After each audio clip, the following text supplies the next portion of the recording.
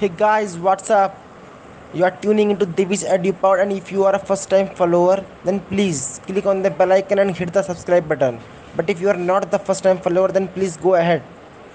In this podcast, we will learn how to read NCERT books for UPSC Civil Services exam. अगर आप पहली बार UPSC civil services exam की तैयारी कर रहे हैं तो आपके अंदर एक चीज़ ज़रूर आती होगी कि how to read NCERT textbook thoroughly. Truly, this statement can be said enough as far as the UPSC civil services are concerned. You can refer all the specialist books required for the UPSC exams, but make sure that you read the NCERT textbooks ideally from class 6th to 12th first. This podcast gives you tips on how to study NCERT for UPSC exams. NCERT books are important reference for UPSC civil services preparation. It is very important to read and revise NCERT books for IAS exam preparation. So, how do you go about doing this? How to read books? How to read NCERT and which NCERT textbooks are preferred? So, guys, there are two basic ways to read the NCERT for the IAS exam. First, subject wise reading. This method involves reading the textbook from class 6 to class 12 for each subject. For example, reading history, read the class 6 history textbook and work your way up to the class 12th textbook. Plus, while reading textbooks, you have to keep the UPSC syllabus with you as a reference. So, in this method, you finish one subject and then move on to the next subject. The second division is class-wise reading. In this method, you first finish all the class 6 textbooks of all subjects, then you move on to class 7 and then class 8 and so on. Some UPSC veterans recommend that you adopt the subject-wise reading method. This is because it is a less time-consuming method. Also, when there is a gap between subjects, you tend to forget more and take more time to relearn concepts. But if you feel you can get bored reading the same subject continuously, you can follow the class-wise reading method. You are an adult and can decide yourself what method suits you the best. Now the question arises, why NCERT textbooks? NCERT textbooks offer some benefits compared to other textbooks. The language is simple and accomplished. There are several school level books and so it is easily comprehensible. Second, the information contained in NCERT is authentic since they are generally well researched. The basic concepts will clear if we read the NCERT textbooks. The static questions of all the papers can be covered by reading these textbooks. Now, the next question arises is how many NCERT books for IAS are needed to be read?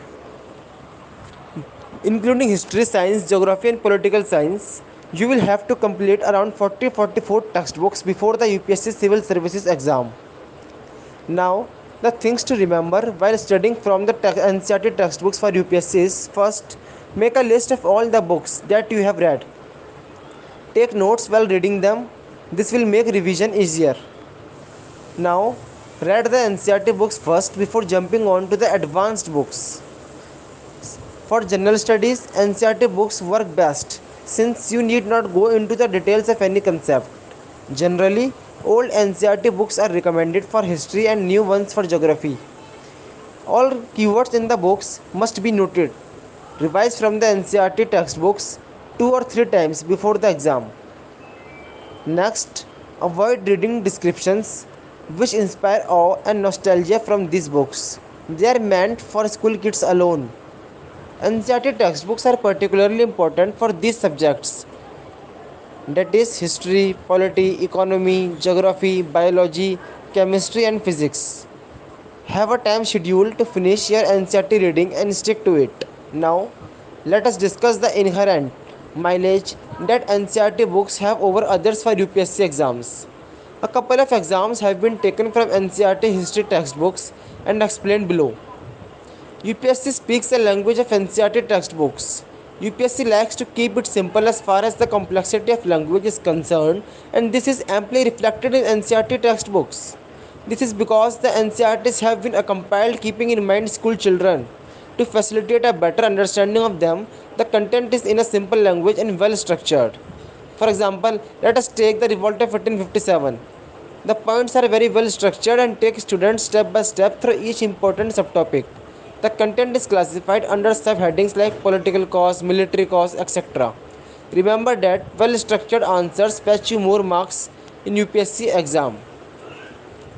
A factual question can easily be framed on this in the prelims examination from the NCERT books. NCERTs also contain boxes of information after each chapter. They are important for a UPSC candidate. Questions can be asked from this section also. Having a thorough understanding of what to read and how to read both are different things. And when it comes to UPSC Civil Services exam preparation, how to read NCERT books for IAS preparation is a question which lingers in every aspirant's mind. Therefore, this podcast gives an in-depth insight highlighting the importance of NCERT books for IAS preparation. We hope this has answered your all questions. Therefore, it is necessary to read NCERT books for IAS exams. Hope you liked today's episode.